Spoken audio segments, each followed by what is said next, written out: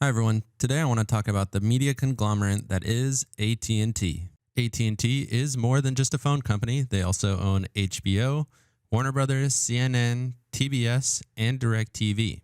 In this episode, I'm going to look at AT&T's outlook, some news on their dividend, the bull case, and the bear case. As always, there will be some jelly at the end, which is something I enjoyed outside of the markets. If you're interested in buying this beautiful castle in wonderful Manhattan, Kansas, it's currently listed for $1.75 million. Like and subscribe.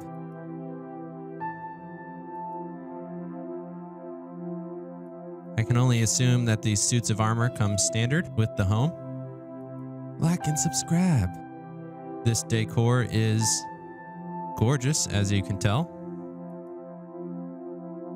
Very classic, I guess. If you're into stained glass, it has lots of that. Some weird looking fireplace, I guess. That's actually a pretty nice room. Like and subscribe. Not sure where they got that kettle from. Probably the same era that this castle was built. A wonderful red room you got here. Just to take a quick look at the garden, you got some sweet statues here. I assume that they died in battle somewhere. Like and subscribe. A walkway to plot your revenge or usurp the king.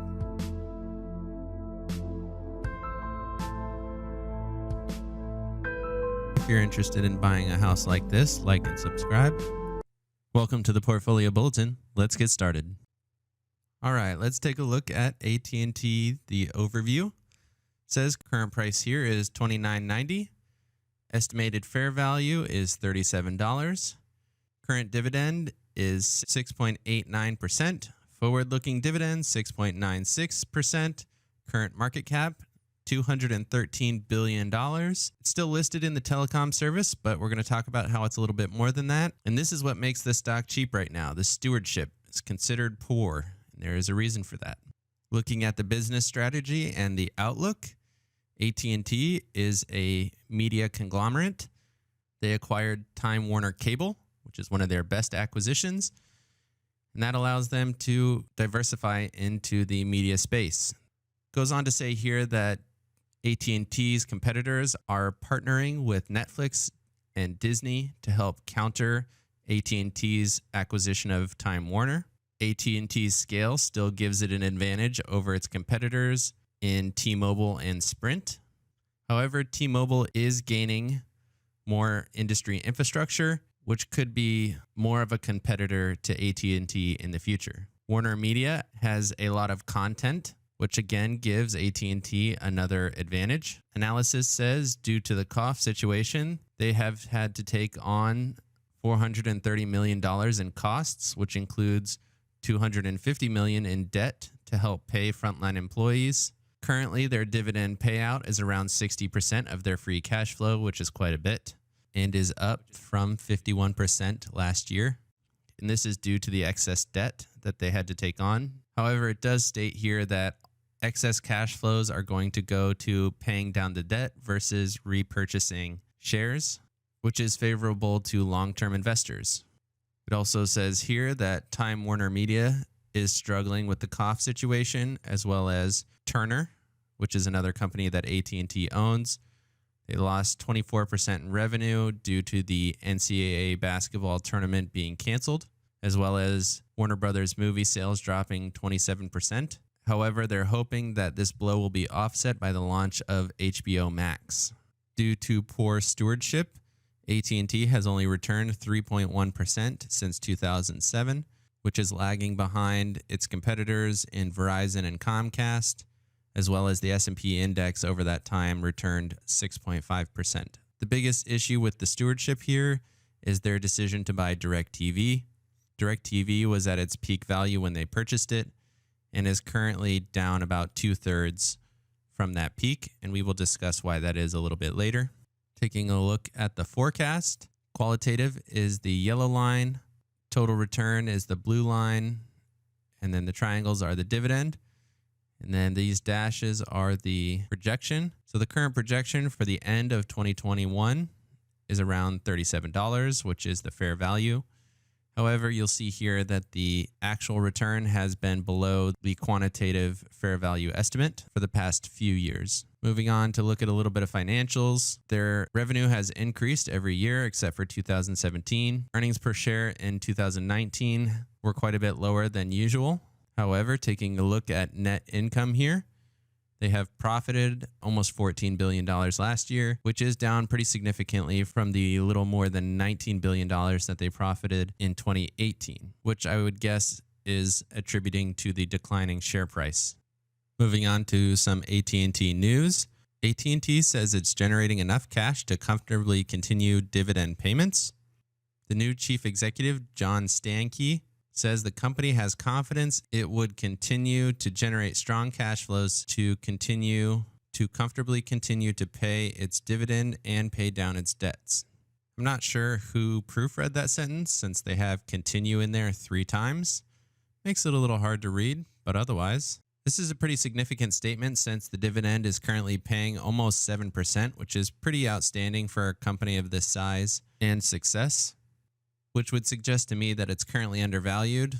They also say here that 5G cellular and HBO Max are going to contribute to those revenues. The success of HBO Max is still yet to be seen, but there's definitely potential it could offset some of the economic impact from the cough situation. All right, let's talk about the bull case. It says here that AT&T has pulled together a group of assets that no other telecom company can match.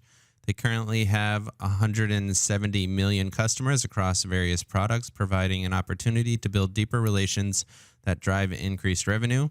AT&T holds the scale needed to remain a strong competitor for the long term against T-Mobile and Sprint, and Warner Media holds a broad array of content rights and has a strong reputation with content creators. To add to that, this article from the Motley Fool says that AT&T will reach 40 years of increasing its dividend by 2023. Also, analysts see profit growing slightly in the coming years to make enough room to keep tossing another penny in per share to its quarterly dividend checks with each passing year.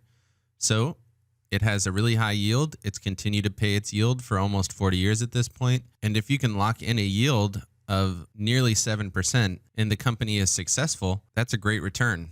On to the bear case. It says here that advancing technology is going to swamp AT&T business over the next decade. Wireless technologies will enable a host of firms to enter the business, commoditizing this service. Basically, they're saying that there will be enough competitors that can chip away at AT&T's profits in the tech space. It also says that AT&T is supporting dying businesses like fixed line telephone services. Also, AT&T has a massive debt load, which we already talked about, and a very high dividend payment right now, which is limiting their financial flexibility. It also mentions potential to cut the dividend. This article here is a great example of some of the headwinds that AT&T is currently facing. Nearly 3 million subscribers ditched DirecTV last year. Will AT&T do the same? It says here 5 years ago, they paid $49 billion for DirecTV. However, due to rapid changes in customer behavior, they've been hemorrhaging subscribers. It says pay TV business last year hemorrhaged 4.1 million subscribers, including 2.9 million from its biggest brand, DirecTV. In 2018, satellite TV lost 1.2 million customers.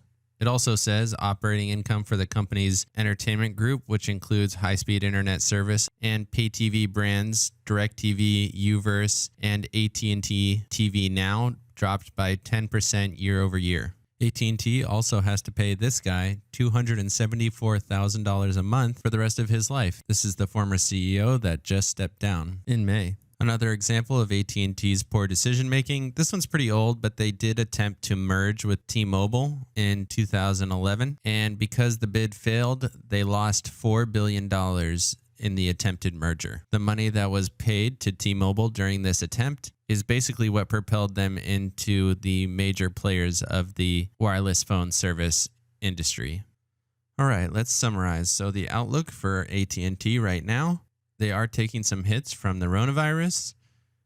However, they are focused on paying their dividend and paying down their debts, despite some businesses losing revenue. For dividend news, the new CEO says that their dividend is safe and that they do have enough free cash flow to invest in future businesses like 5G and fiber.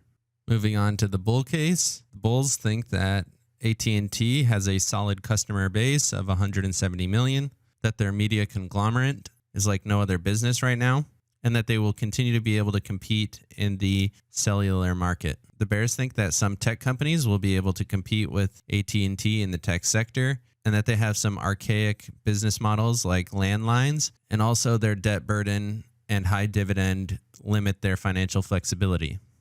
Me personally, I'm bullish on AT&T right now. I'm continuing to buy shares as I can. A 7% yield is really attractive to me, and as long as they can continue to pay down their debt and remain competitive in their industries, I feel that AT&T will be worth more in the future. Of course, this is my personal opinion. Consult your financial advisor before making any decisions. And with that, let's get to the jelly. Today's jelly is the trailer for the King of Staten Island movie. It's featuring Pete Davidson and Bill Burr. I didn't used to like Pete Davidson that much, but his new stand-up special was pretty good, and Bill Burr is always a great comic, so I have some high hopes for this movie. Here's a little bit of what the trailer looks like. I like your tattoos. What are those numbers on your arm? Oh, that's the date my dad died. He was a fireman. Died in a fire 17 years ago. Oh my God, I'm so sorry. Don't be. It's fine. Knock, knock. Who's there? Not your dad. Don't worry, Mom. I know your daughter got smart and went to college and abandoned us.